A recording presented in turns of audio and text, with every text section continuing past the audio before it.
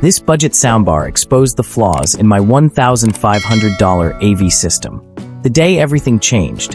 Why I even tried a budget soundbar? I never planned to downgrade. I had spent years perfecting my $1,500 AV system. Every speaker, every cable, every calibration was deliberate. I was proud of it. It filled the room with sound, gave me goosebumps during movie nights, and made guests stop mid-sentence just to listen. So when a friend casually dropped off a budget soundbar for me to try for fun, I laughed. "It won't even come close," I said. But that weekend, something strange happened. My main amp began to overheat, something to do with a firmware update gone wrong. I didn't have the patience to sort it out immediately, and the house was unusually quiet. So, almost out of boredom, I plugged in the budget soundbar just to test it out. No expectations, no excitement, just filling the silence. What happened next changed the way I thought about home audio entirely. First impressions, cheap or surprisingly capable. I connected the soundbar in under 5 minutes. No wire jungle, no settings to decipher, no calibration mic to fiddle with. Just plug and play. It powered on with a soft tone and instantly connected to my TV via HDMI ARC. I queued up a quick Netflix series and leaned back with zero expectations. But the moment the dialogue kicked in, I sat up straight. It was clean, clear, present.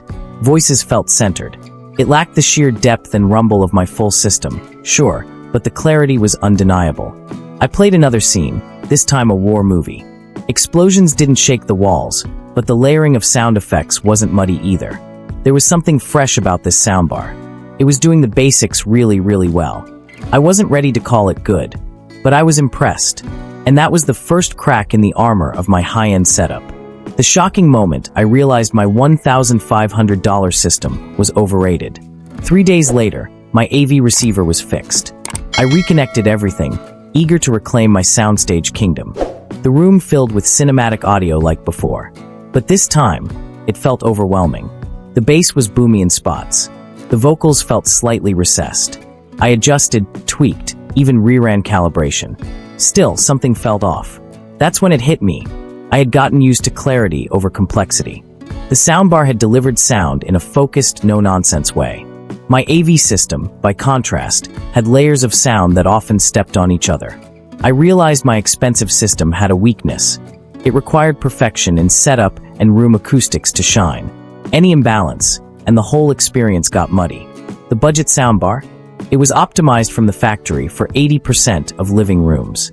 Simple, clear, and consistent. My jaw tightened. Had I spent over $1,000 for something more fragile than functional? Where the budget soundbar beat my premium setup. Let's break this down. Dialogue clarity. The budget soundbar nailed it. My AV system often buried vocals under cinematic scores.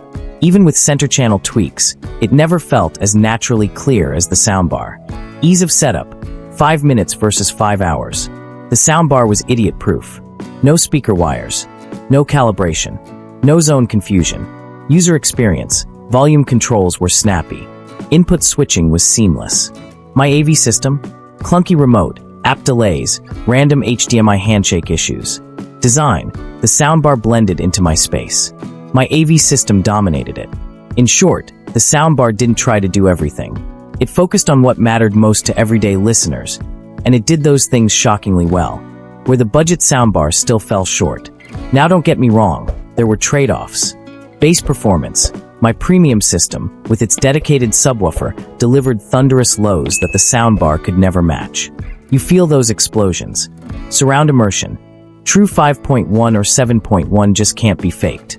Even with virtual surround tech, the soundbar couldn't mimic the directional realism of rear speakers. High-volume performance. Push the soundbar past 75%, and it starts to compress. The AV system? It opens up like a concert hall. So yes, the soundbar had limits, but they were predictable and forgivable. What shocked me more was how narrow the gap was in real-world usage. Are expensive AV systems becoming outdated? Here's the controversial part. We're entering an age where software tuning and AI sound processing can compensate for lack of hardware. Budget soundbars now come with room optimization, Dolby Atmos simulation, and smart voice enhancement.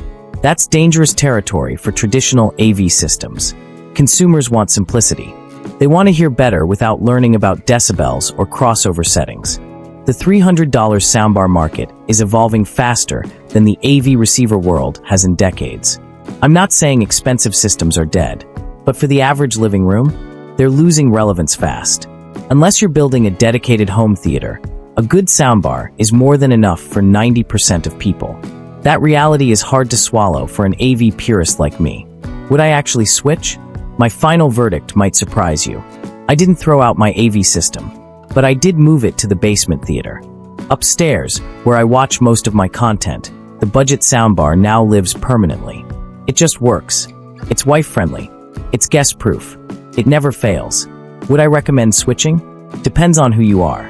If you love tweaking, obsessing, and maximizing performance, stay with your AV setup. But if you want plug-and-play clarity that handles 90% of your listening needs, go soundbar. I never thought I'd say that. What this taught me about sound, and what no one talks about. Sound is personal. It's not about specs. Not always about price. It's about how sound feels in your space, in your life. What the budget soundbar taught me is that practical sound often beats perfect sound. We get caught up in tech reviews, in THX certifications, in driver sizes. But ask yourself, do you enjoy listening? Or are you chasing upgrades you don't even need? Sometimes the cheaper option wins. Not because it's better on paper, but because it makes you forget the gear and just enjoy the moment. And that, my friends, is what sound should always be about. End of part 1. Want more? If you love this breakdown, part 2 is coming soon. We'll dive deeper into real soundbar testing, brand comparisons, and the hidden audio features that matter most. Like, subscribe, and comment below if you want part 2. And tell me, have you ever been surprised by a budget soundbar? I read every comment. This was just the beginning. Stay tuned.